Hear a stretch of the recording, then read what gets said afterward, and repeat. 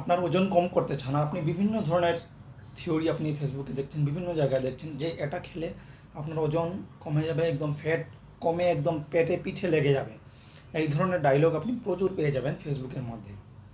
কিন্তু আপনাকে একটা কথা বলে রাখি, কোনো সিঙ্গেল থিওরি বা কোনো সিঙ্গেল খাবার আপনাকে কখনোই এই ধরনের রেজাল্ট দেবে না।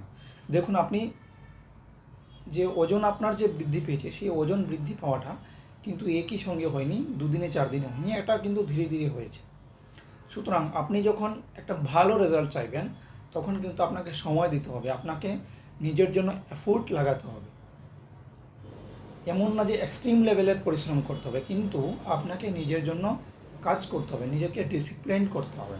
যদি আপনি মনে করেন যে লেবুর জল খেয়ে আপনার ফ্যাট লস হয়ে যাবে, আর